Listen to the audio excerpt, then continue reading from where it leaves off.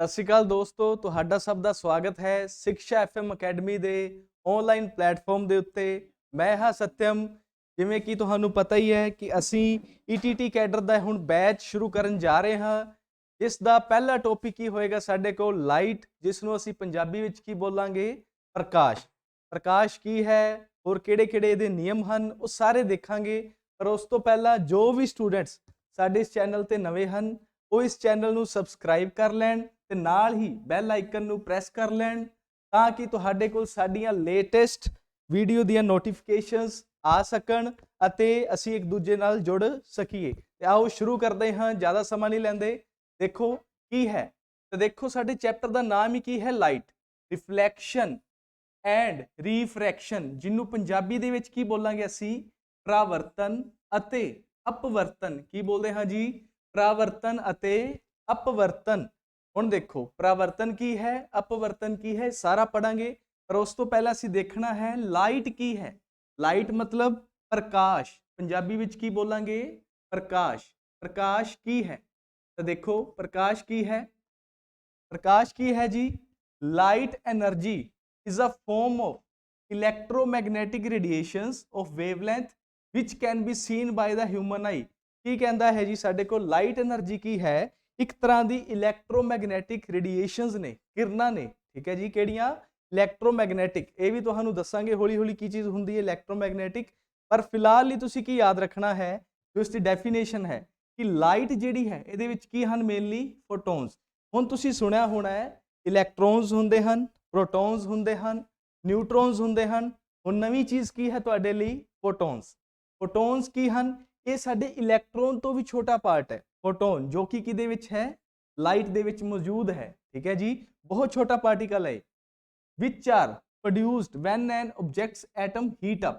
ਕੀ ਕਹਿੰਦਾ ਹੈ, ਜਦੋਂ ਵੀ ਕਿਸੇ ਵੀ ਚੀਜ਼ ਦਾ ਐਟਮ ਜੋ ਹੈ, ਐਟਮ ਕੀ ਹੈ, ਇਹ ਬਹੁਤ ਸਾਰੇ ਵਿਸਤਾਰਪੂਰਵਕ ਟੌਪਿਕਸ ਨੇ ਤੇ ਇਹ ਸਾਡੇ ਪੇਡ ਕੋਰਸਿਸ ਤੇ ਤੁਹਾਨੂੰ ਦੇਖਣ ਨੂੰ ਮਿਲਣਗੇ। ਤਾਂ ਜਦੋਂ ਵੀ ਕੋਈ ਐਟਮ ਹੈ, ਠੀਕ ਹੈ ਜੀ, ਉਹਨੂੰ ਹੀਟ ਦੇਾਂਗੇ, ਮਤਲਬ ਉਹਨੂੰ ਤਾਪ ਦੇਾਂਗੇ, ਤਾਂ ਕੀ ਹੋਏਗਾ, ਜਦੋਂ ਤਾਪ ਦੇਾਂਗੇ ਤਾਂ ਉਸ ਦੇ ਜੋ ਫੋਟੋਨਸ ਨੇ ਉਹ ਕੀ ਹੋਣਗੇ, ਪ੍ਰੋਡਿਊਸ ਹੋਣਗੇ। ਠੀਕ ਹੈ ਜੀ, ਜਦੋਂ ਕੀ ਕਰਾਂਗੇ ਅਸੀਂ ਐਟਮਸ ਨੂੰ ਹੀਟ ਦੇਾਂਗੇ। ਉਸ ਤੋਂ ਬਾਅਦ ਕੀ ਕਹਿੰਦਾ ਹੈ, light travels in waves and is the only form of energy visible to the human eye. ਕਹਿੰਦਾ ਸਿਰਫ ਲਾਈਟ ਹੀ ਜਿਹੀ ਚੀਜ਼ ਹੈ, એનર્ਜੀ ਦੀ ਟਾਈਪ ਹੈ ਜੋ ਸਾਨੂੰ ਦਿਖਦੀ ਹੈ। ਅਗਰ ਅਦਰਵਾਈਜ਼ ਤੁਸੀਂ ਦੇਖੋ ਨਹੀਂ ਤਾਂ ਕਿਵੇਂ, એનર્ਜੀ ਬਹੁਤ ਤਰ੍ਹਾਂ ਦੀ ਹੈ। ਸਾਡੇ ਕੋਲ ਕਾਈਨੈਟਿਕ એનર્ਜੀ ਹੈ, ਜਿਸ ਨੂੰ ਅਸੀਂ ਗਤੀਜ ਊਰਜਾ ਕਹਿੰਦੇ ਹਾਂ, ਸਥਿਤੀਜ ਊਰਜਾ। ਠੀਕ ਹੈ ਜੀ, ਬਹੁਤ ਤਰ੍ਹਾਂ ਦੀ એનર્ਜੀ ਹੈ ਸਾਡੇ ਕੋਲ। ਪਰ ਇੱਕ ਲਾਈਟ એનર્ਜੀ ਇਹੋ ਚੀਜ਼ ਹੈ ਜੋ ਸਾਨੂੰ ਸਿਰਫ ਦਿਖਦੀ ਹੈ। ਤਾਂ ਕੀ ਤੁਹਾਨੂੰ ਗਤੀਜ ਊਰਜਾ ਮਤਲਬ ਜਦੋਂ ਕੋਈ ਵਿਅਕਤੀ ਤੁਰਦਾ ਹੈ ਤਾਂ ਉਹ ਜੋ ਉਸ ਕੋਲ એનર્ਜੀ ਹੈ ਉਸ ਟਾਈਮ ਤੁਰਨ ਲਈ, ਉਹ ਕਿਹੜੀ એનર્ਜੀ ਹੈ, ਉਹ ਕਿਹੜੀ ਊਰਜਾ ਹੈ, ਉਹ ਹੈ ਗਤੀਜ ਊਰਜਾ। ਠੀਕ ਹੈ ਜੀ, ਤਾਂ ਕੀ ਤੁਹਾਨੂੰ ਗਤੀਜ ਊਰਜਾ ਦਿਖਦੀ ਹੈ ਕਿਸੇ ਪਾਸੇ? ਮੇਰੇ ਖਿਆਲ ਨਾਲ ਤੁਹਾਨੂੰ ਕਦੇ ਵੀ ਗਤੀਜ ਊਰਜਾ ਨਹੀਂ ਦਿਖੇਗੀ। ਕਿਹੜੀ ਊਰਜਾ ਸਿਰਫ ਦਿਖ ਰਹੀ ਹੈ ਤੁਹਾਨੂੰ, ਉਹ ਹੈ ਲਾਈਟ ਊਰਜਾ, ਮਤਲਬ ਪ੍ਰਕਾਸ਼ ਊਰਜਾ ਹੀ ਸਿਰਫ ਤੁਹਾਨੂੰ ਦਿਖ ਸਕਦੀ ਹੈ। ਇਸ ਤੋਂ ਇਲਾਵਾ ਕਿਸੇ ਵੀ ਤਰ੍ਹਾਂ ਦੀ ਊਰਜਾ ਤੁਹਾਨੂੰ ਨਹੀਂ ਦਿਖ ਸਕਦੀ। ਇਹੀ ਇੱਥੇ ਕਿਹਾ ਗਿਆ, light energy is used to help us see either naturally using the sun or fire or with man-made objects like candles or light or bulbs। ਹੁਣ ਤੁਹਾਨੂੰ ਪਤਾ ਹੈ ਸਾਡੇ ਘਰਾਂ ਦੇ ਵਿੱਚ ਲਾਈਟਸ, ਬਲਬਸ ਲੱਗੇ ਹੋਏ ਹਨ, ਜਾਂ ਨੇਚਰ ਮਤਲਬ ਕੁਦਰਤ। ਕੁਦਰਤ ਦੇ ਕੋਲ ਕੀ ਹੈ, ਸੂਰਜ ਹੈ। ਸੂਰਜ ਅਗਰ ਸੁਬਹ ਨਹੀਂ ਚੜ੍ਹਦਾ ਸਾਨੂੰ ਜਲਦੀ ਚੀਜ਼ਾਂ ਦਿਖਾਈ ਨਹੀਂ ਦਿੰਦੀਆਂ, ਤਾਂ ਸੂਰਜ ਵੀ ਕੀ ਹੈ, ਇੱਕ ਊਰਜਾ ਦਾ ਸਰੋਤ ਹੈ ਬਹੁਤ ਵੱਡਾ। ਸਭ ਤੋਂ ਵੱਡਾ ਸਰੋਤ ਹੀ ਊਰਜਾ ਦਾ ਕੌਣ ਹੈ, ਸਾਡੇ ਕੋਲ ਸੂਰਜ। ਉਸ ਤੋਂ ਬਾਅਦ ਜਿੰਨੀਆਂ ਵੀ ਚੀਜ਼ਾਂ ਨੇ ਜਿਹੜੀਆਂ ਇਨਸਾਨ ਨੇ ਬਣਾਈਆਂ ਨੇ, ਜਿਵੇਂ ਲਾਈਟ ਬਲਬਸ ਹੋ ਗਏ, ਕੈਂਡਲਸ ਹੋ ਗਈਆਂ, ਮੋਮਬੱਤੀਆਂ, ਇਹਨਾਂ ਨਾਲ ਵੀ ਸਾਨੂੰ ਕੀ ਹੈ, ਚੀਜ਼ਾਂ ਦਿਖਾਈ ਦੇਣਗੀਆਂ। ਜਿਵੇਂ ਅਸੀਂ ਹਨੇਰੇ ਕਮਰੇ ਵਿੱਚ ਜਾਈਏ ਤਾਂ ਕੀ ਤੁਹਾਨੂੰ ਕੋਈ ਚੀਜ਼ ਦਿਖੇਗੀ? ਹਾਂਜੀ, ਕੋਈ ਚੀਜ਼ ਦਿਖਦੀ ਹੈ ਕਿਸੇ ਨੂੰ? ਕਦੇ ਵੀ ਨਹੀਂ ਦਿਖੇਗੀ ਅਗਰ ਉੱਥੇ ਪ੍ਰਕਾਸ਼ ਨਹੀਂ ਹੋਏਗਾ। ਇਸ ਚੀਜ਼ ਦਾ ਤੁਸੀਂ ਧਿਆਨ ਦੇਣਾ ਹੈ। ਠੀਕ ਹੈ ਜੀ, ਹੁਣ ਪਹਿਲੀ ਵਾਰ ਇੱਥੇ ਕੁਐਸਚਨ ਇਹ ਕੀ ਹੋ ਸਕਦਾ ਹੈ, ਪਹਿਲੀ ਵਾਰ ਬਲਬ ਦੀ ਖੋਜ ਕਿਸਨੇ ਕੀਤੀ? ਕਿਸਨੇ ਕੀਤੀ? ਤੇ ਇਹ ਵੀ ਤੁਹਾਨੂੰ ਦੱਸ ਦਿੰਦਾ ਹਾਂ, ਬਹੁਤ ਮਹਾਨ ਸਾਇੰਟਿਸਟ ਹੋਏ ਨੇ ਸਾਡੇ, ਥਾਮਸ ਅਲਵਾ ਐਡੀਸਨ। ਕੀ ਨਾਮ ਸੀ ਉਹਨਾਂ ਦਾ ਪੂਰਾ? Thomas Alva Edison. Thomas Alva Edison ਉਹਨਾਂ ਦਾ ਨਾਮ ਹੈ। ਠੀਕ ਹੈ ਜੀ, ਇਹਨਾਂ ਨੇ ਪਹਿਲੀ ਵਾਰ ਬਲਬ ਬਣਾਇਆ ਸੀ, ਜੋ ਕਿ ਅੱਜ ਵੀ ਸੰਸਾਰ ਦੇ ਵਿੱਚ ਬਹੁਤ ਜ਼ਿਆਦਾ ਚੱਲ ਰਿਹਾ ਹੈ। ਤੇ ਅੱਜ ਵੀ ਇਹਨਾਂ ਦੀ ਫੈਮਿਲੀ ਨੂੰ ਜਿੰਨਾ ਵੀ ਪੈਸਾ ਇਹਨਾਂ ਬਲਬਸ ਨੂੰ ਜਾਂ ਜਿੰਨੀਆਂ ਵੀ ਲਾਈਟਸ ਨੇ ਉਹਨਾਂ ਨੂੰ ਵੇਚ ਕੇ ਜੋ ਵੀ ਪ੍ਰਾਪਤ ਹੋ ਰਿਹਾ ਹੈ ਉਹਦਾ 10% ਹਿੱਸਾ ਕਿਹਦੇ ਕੋਲ ਜਾ ਰਿਹਾ ਹੈ? ਸਾਡਾ ਉਹਨਾਂ ਦੇ ਘਰ ਨੂੰ ਜਾ ਰਿਹਾ ਹੈ। ਅੱਜ ਵੀ ਥੋਮਸ ਅਲਵਾ ਐਡੀਸਨ ਦੇ ਘਰ ਜਾ ਰਿਹਾ ਹੈ। ਠੀਕ ਹੈ ਜੀ, ਇਹ ਚੀਜ਼ ਦਾ ਤੁਸੀਂ ਧਿਆਨ ਦੇਣਾ ਹੈ। ਇਸ ਤੋਂ ਬਾਅਦ ਕੀ ਹੈ? Light energy is also used by plants. ਹੁਣ ਪੌਦੇ ਵੀ ਸੂਰਜੀ ਊਰਜਾ ਦਾ ਯੂਜ਼ ਕਰਦੇ ਹਨ। ਕਿੱਥੇ? ਜਦੋਂ ਉਹ ਪ੍ਰਕਾਸ਼ ਸੰਸਲੇਸ਼ਨ ਦੀ ਕਿਰਿਆ ਕਰਦੇ ਹਨ। ਪ੍ਰਕਾਸ਼ ਸੰਸਲੇਸ਼ਨ ਇਹ ਤੁਹਾਨੂੰ ਪਹਿਲਾਂ ਦੱਸ ਚੁੱਕੇ ਹਾਂ, ਬਾਕੀ ਸਾਡੇ ਪੇਡ ਕੋਰਸਿਸ ਵਿੱਚ ਤੁਹਾਨੂੰ ਪ੍ਰੋਪਰ ਡਿਟੇਲ ਨਾਲ ਦੱਸਿਆ ਜਾਏਗਾ। ਪ੍ਰਕਾਸ਼ ਸੰਸਲੇਸ਼ਨ, ਠੀਕ ਹੈ ਜੀ, ਸੰਸਲੇਸ਼ਨ। ਇਸ ਕਿਰਿਆ ਵਿੱਚ ਪੌਦੇ ਕੀ ਕਰਨਗੇ? ਸੂਰਜੀ ਊਰਜਾ ਦਾ ਇਸਤੇਮਾਲ ਕਰਨਗੇ। ਠੀਕ ਹੈ ਜੀ, ਇਸ ਚੀਜ਼ ਦਾ ਤੁਸੀਂ ਧਿਆਨ ਰੱਖਣਾ ਹੈ। ਟੂ ਪ੍ਰੋਡਿਊਸ देयर ਫੂਡ, ਕਿਉਂਕਿ ਪ੍ਰਕਾਸ਼ ਸੰਸਲੇਸ਼ਨ ਵਿੱਚ ਕੀ ਹੋਏਗਾ? ਪੌਦੇ ਆਪਣਾ ਭੋਜਨ ਆਪ ਬਣਾਉਣਗੇ, ਪਰ ਮਦਦ ਕਿਹਦੀ ਹੋਏਗੀ ਇੱਥੇ? ਸੂਰਜ ਦੀ ਰੋਸ਼ਨੀ ਦੀ। ਠੀਕ ਹੈ ਜੀ, ਆ ਬਲਬ ਦਿਖਾਇਆ ਗਿਆ ਹੈ। ਸਾਡੇ ਘਰਾਂ ਦੇ ਵਿੱਚ ਅੱਜ ਕੱਲ੍ਹ ਤਾਂ ਬਲਬਸ ਬਹੁਤ ਘੱਟ ਯੂਜ਼ ਹੁੰਦੇ ਆ, ਮੇਨਲੀ ਟਿਊਬਲਾਈਟਸ ਵਗੈਰਾ ਯੂਜ਼ ਹੁੰਦੀਆਂ। ਠੀਕ ਹੈ ਜੀ, ਇਸ ਤੋਂ ਬਾਅਦ ਅਸੀਂ ਦੇਖਦੇ ਹਾਂ ਸਾਡੇ ਕੋਲ ਲਾਈਟ ਟਰੈਵਲਸ ਇਨ ਸਟ੍ਰੇਟ ਲਾਈਨ। क्वेश्चन कुछ भी हो सकता है। देखो छोटी छोटी चीज ही क्वेश्चन बन सकती है। जो प्रकाश है या रोशनी है हमेशा किद्दां तुरदी है? सीधी लाइन दे विच, सीधी रेखा दे विच। इहदा मतलब की है? आपां देखदे हां। आ देखो दो डायग्राम दिखाए गए है। आ एक बच्चा है, ये इस मोमबत्ती नूं देख रहा है। इहदे कोल पाइप दित्ती गई है। ये पाइप दे विच ये सीधी पाइप है बिल्कुल। इहदे कोल जो लाइट आएगी इहदी इत्थों, ये की आएगी? बिल्कुल किरणा की आएगियां इहदे कोल सीधियां अखां तक। ठीक है जी, सीधी आऊगी एकदम। ਤਾਂ ਹੀ ਇੱਥੇ ਕੀ ਲਿਖਿਆ ਗਿਆ? ਰੋਸ਼ਨੀ ਸਿੱਧੀ ਰੇਖਾ ਵਿੱਚ ਚਲਦੀ ਹੈ। ਤੁਸੀਂ ਕਦੇ ਵੀ ਦੇਖ ਲਓ, ਜਾਂ ਇਹ ਤੁਸੀਂ ਘਰੇ ਵੀ ਕਰ ਸਕਦੇ ਹੋ। ਤੇ ਇਹਨੂੰ ਕਿਵੇਂ ਕਰਨਾ ਹੈ? ਅੱਗੇ ਦੇਖੋ, ਹੁਣ ਪਾਈਪ ਕੀ ਕਰਤਾ? ਥੋੜਾ ਜਿਹਾ ਮੋੜ ਦਿੱਤਾ। ਜਦੋਂ ਮੋੜ ਦਿੱਤਾ, ਕੀ ਤੁਹਾਨੂੰ ਉਦਾਂ ਹੀ ਇਸ ਦੇ ਵਿੱਚ ਰੋਸ਼ਨੀ ਆਉਂਦੀ ਦਿਖੇਗੀ ਜਿੱਦਾਂ ਉਸ ਦੇ ਵਿੱਚ ਆਉਂਦੀ ਦਿਖ ਰਹੀ ਸੀ? ਦੇਖਿਓ ਕਰਕੇ। ਛੋਟੇ ਛੋਟੇ ਬੱਚੇ ਵੀ ਨੇ, ਅਗਰ ਉਹ ਵੀ ਇਸ ਵੀਡੀਓ ਨੂੰ ਦੇਖਦੇ ਹਨ ਤਾਂ ਉਹ ਵੀ ਕਰਕੇ ਦੇਖ ਸਕਦੇ ਹਨ। ਤਾਂ ਕਦੇ ਵੀ ਤੁਹਾਨੂੰ ਇਹ ਲਾਈਟ ਪ੍ਰੋਪਰ ਦਿਖਾਈ ਨਹੀਂ ਦੇਗੀ। ਅਗਰ ਥੋੜਾ ਜਿਹਾ ਵੀ ਉਹਦੇ ਵਿੱਚ ਕੀ ਆ ਗਿਆ? ਕਰਵ ਆ ਗਿਆ, ਉਹ ਥੋੜੀ ਜਿਹੀ ਵੀ ਮੁੜ ਗਈ ਤਾਂ ਠੀਕ ਹੈ। ਤਾਂ ਹਮੇਸ਼ਾ ਅਗਰ ਚੀਜ਼ ਸਿੱਧੀ ਹੈ, ਇਹਦਾ ਮਤਲਬ ਕੀ ਹੈ? ਲਾਈਟ ਰੇਜ਼ ਵੀ, ਪ੍ਰਕਾਸ਼ ਦੀਆਂ ਕਿਰਨਾਂ ਵੀ ਕੀ ਆਣਗੀਆਂ? ਹਮੇਸ਼ਾ ਸਿੱਧੀਆਂ ਆਣਗੀਆਂ। ਠੀਕ ਹੈ ਜੀ, ਇਸ ਚੀਜ਼ ਦਾ ਤੁਸੀਂ ਧਿਆਨ ਰੱਖਣਾ ਹੈ। ਆਹੀ ਲਿਖਿਆ ਗਿਆ, ਰੋਸ਼ਨੀ ਸਿੱਧੀ ਰੇਖਾ ਵਿੱਚ ਯਾਤਰਾ ਕਰਦੀ ਹੈ। ਲਾਈਟ ਟਰੈਵਲਸ ਇਨ ਸਟ੍ਰੇਟ ਲਾਈਨ।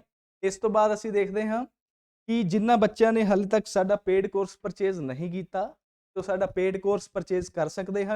ठीक है जी, उस लिए उन्होंने साडी गूगल प्ले स्टोर पर जाके शिक्षा FM के नाँ से साडी ऐप है उसनू डाउनलोड करना पैना है। ठीक है जी, तो उत्थों जो भी तुहाडा कोर्स तुसी लैना चाहते हो वो तुसी लै सकते हो।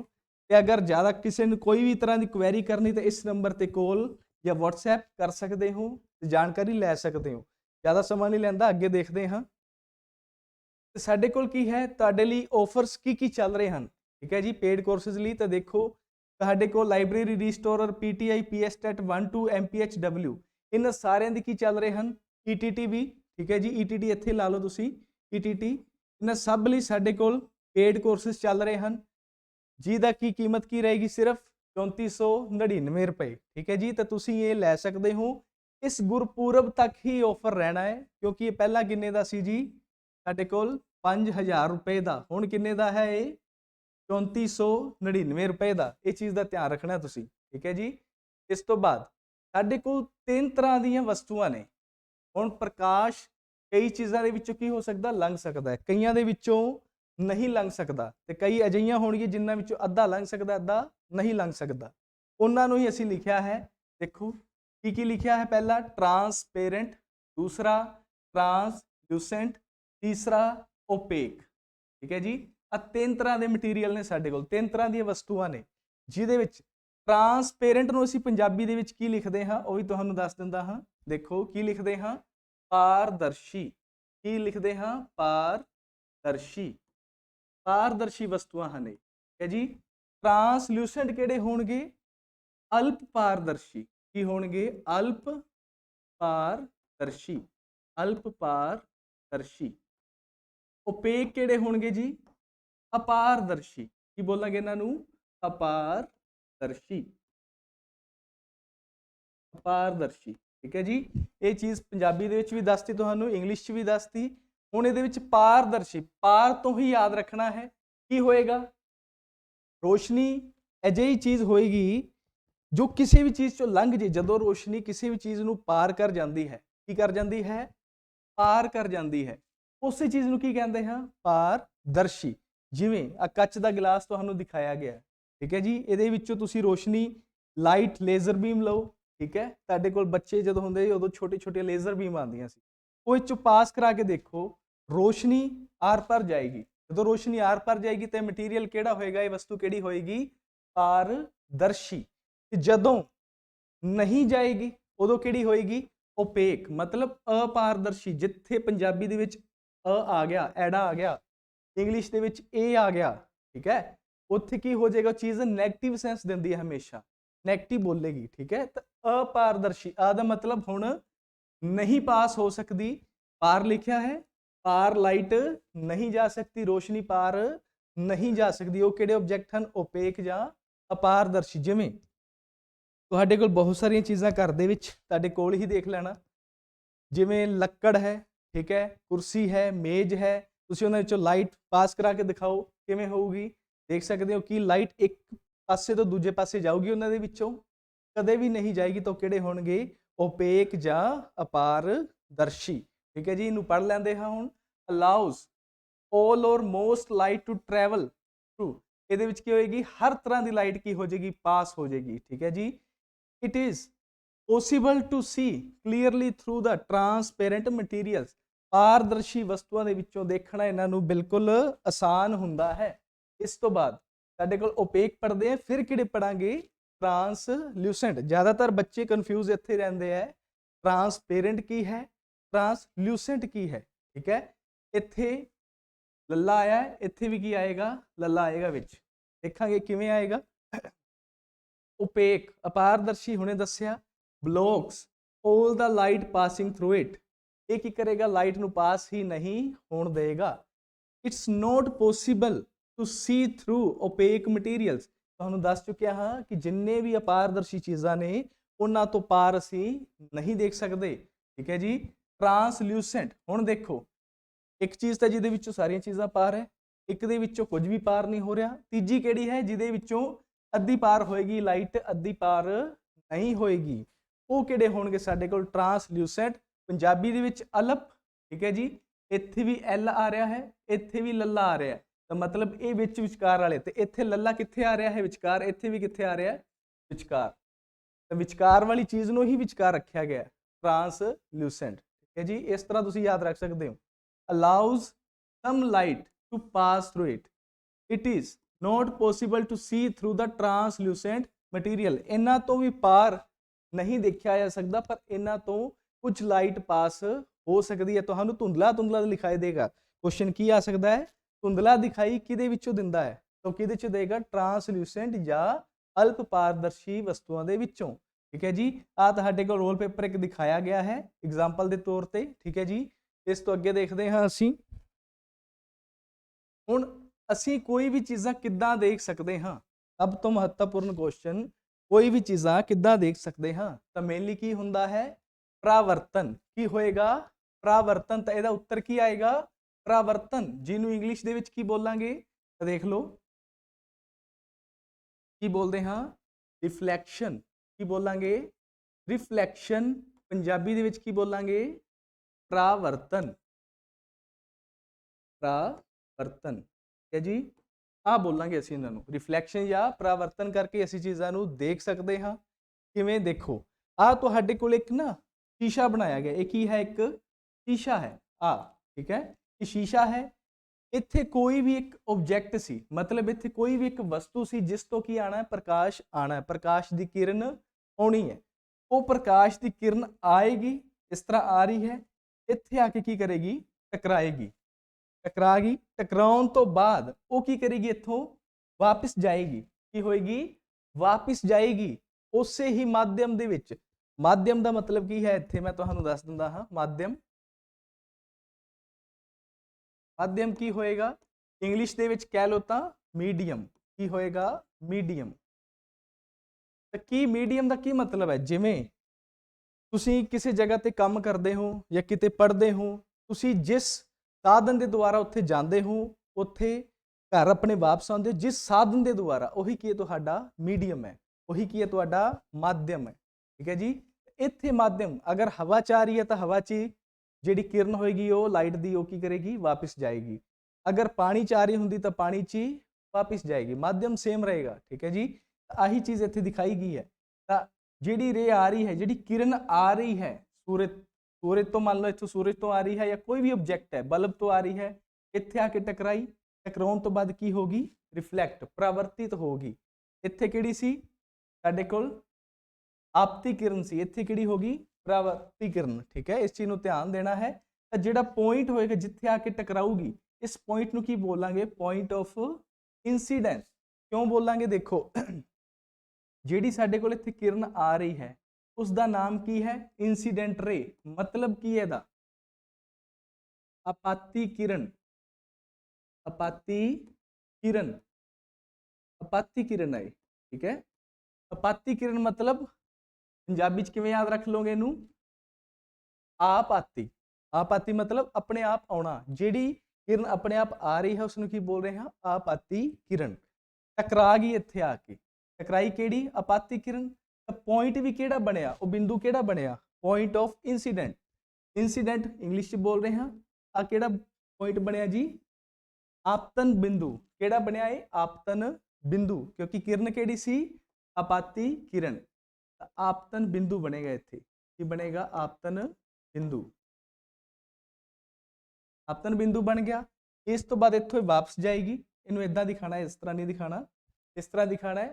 ठीक है, ये की है, वापस जाऊगी। तो आ जिहड़ी रिफ्लैक्टेड रे लिखिया है, इसनूं असीं पंजाबी विच की बोलांगे, परावर्तित किरण। परावर्तित किरण की बोलते हैं जी, परावर्तित किरण। ये की होएगी, इस तो बाद इत्थों की होगी, परा होगी, परा होगी तो किहड़ी होगी, परावर्तित किरण। इसी नूं ही आ पूरा जिहड़ा काम होया है, किरण दा आउणा, किरण दा जाना। ठीक है, इस नूं असीं की बोलिया है, रिफ्लैक्शन, परावर्तन। जदों परावर्तित किरण बन गई तो मतलब की हो गया, उत्थे परावर्तन हो गया। अगर ये ना हुंदा तो की रिफ्लैक्शन हुंदा, तो वो पॉसीबल नहीं सी। इस चीज़ का ध्यान रखना है। ठीक है जी। हुण मिरर सी, हुण इह विच तुहानूं अगले स्लाइड दे विच दस्सांगा कि आ की चीज़ है। तो देखो, पर उस तो पहला दस दिया फिर तो एक बार कि जिन्होंने बच्चों ने साडा पेड कोर्स नहीं लिया वो साडा पेड कोर्स लै सकते हैं। उस लिए तुहानू साडी गूगल प्ले स्टोर पर जाके ऐप नू डाउनलोड करना पैना है, जिसका नाम की है शिक्षा FM। ठीक है जी। अगर तुहाडी कोई क्वेरी है तो तुसी इस नंबर ते क्वेरी अपनी कर सकते हो। ठीक है जी। तो जिन्ना पेड कोर्स नहीं लिया वो पेड कोर्स लै सकते हो। इस तो बाद देखते हाँ परावर्तन के नियम की हन, की हन परावर्तन के नियम की हन। तो देखो पहला नियम की है, हुण देखो आ जिहड़ी चीज़ है ना, आ विच एक मैं लाइन खिंची आ वाली है ना, इनू होर कलर नाल दिखांदे हैं असीं। आ जो विच लाइन है, इनू वैसे ना इस तरह नहीं दिखाईदा हुंदा। इसनूं दिखाण लई ना असीं की करदे हां, जदों असीं डायग्राम बनांदे हां, इनू इदां डॉटेड लाइन बनांदे। की बनांदे हां?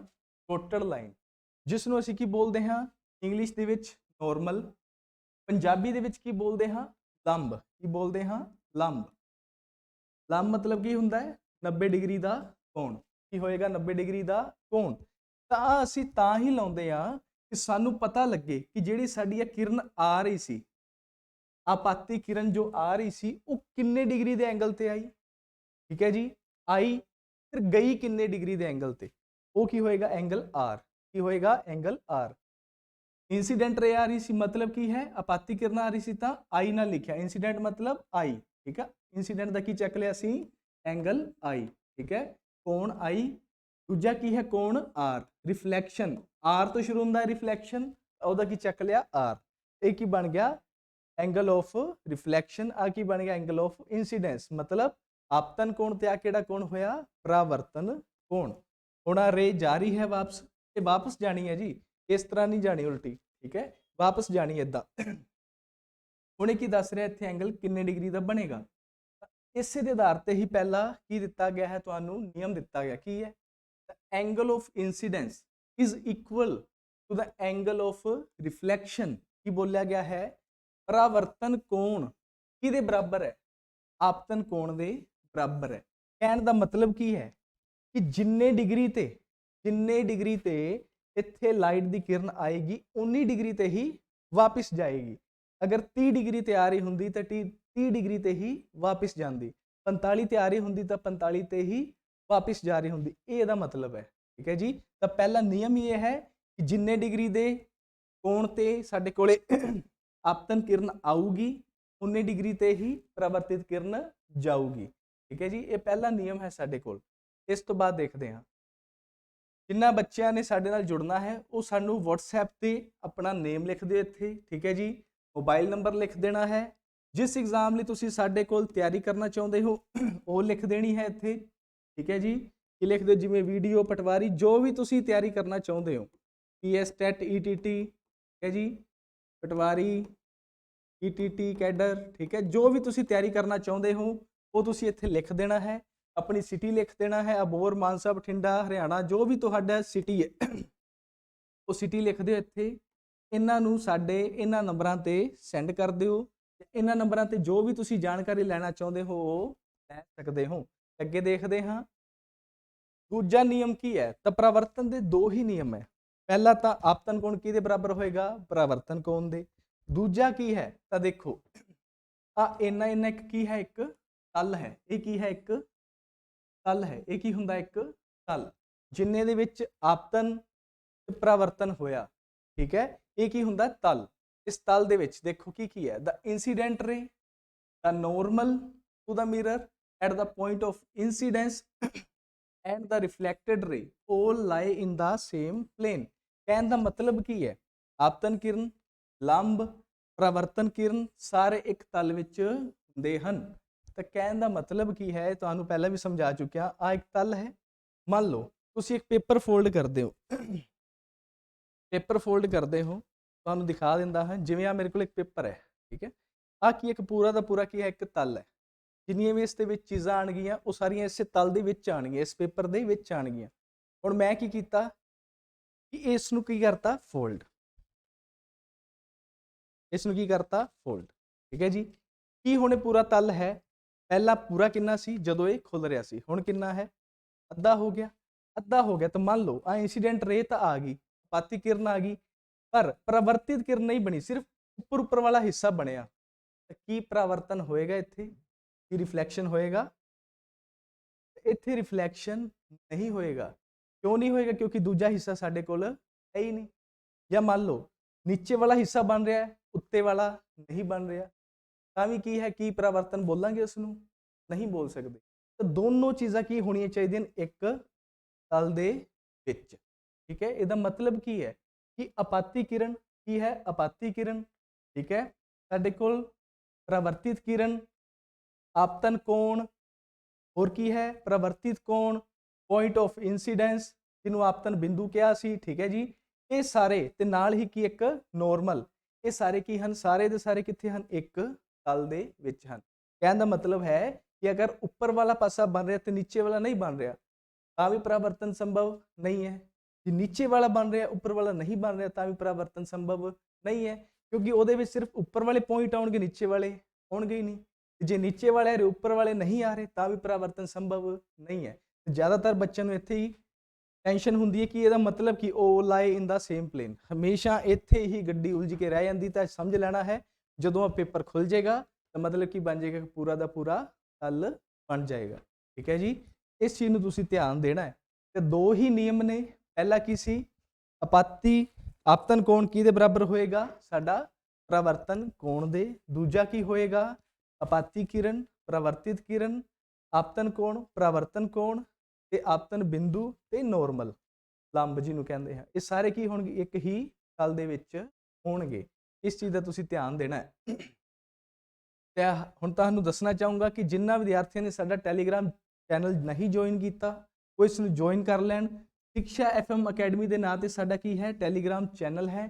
ਇਸ ਨੂੰ ਜਲਦੀ ਤੋਂ ਜਲਦੀ ਜੁਆਇਨ ਕਰ ਲਓ ਤਾਂ ਜੋ ਅਸੀਂ ਇਸ ਤਰ੍ਹਾਂ ਹੀ ਜੁੜੇ ਰਹੀਏ ਤੇ ਨੈਕਸਟ ਟੌਪਿਕ ਲੈ ਕੇ ਇਸੇ ਤਰ੍ਹਾਂ ਤੁਹਾਡੇ ਨਾਲ ਹਾਜ਼ਰ ਹੋਵਾਂਗੇ। ਤੇ ਦੱਸਣਾ ਹੈ ਤੁਸੀਂ ਕਮੈਂਟਸ ਵਿੱਚ ਤੁਹਾਨੂੰ ਇਹ ਵੀਡੀਓ ਕਿੱਦਾਂ ਲੱਗੀ। ਇਸ ਨੂੰ ਲਾਈਕ ਕਰੋ, ਸ਼ੇਅਰ ਕਰੋ, ਸਬਸਕ੍ਰਾਈਬ ਕਰੋ ਤਾਂ ਕਿ ਹੋਰ ਵੀ ਕਿਸੇ ਨੂੰ ਫਾਇਦਾ ਹੋ ਸਕੇ। ਧੰਨਵਾਦ।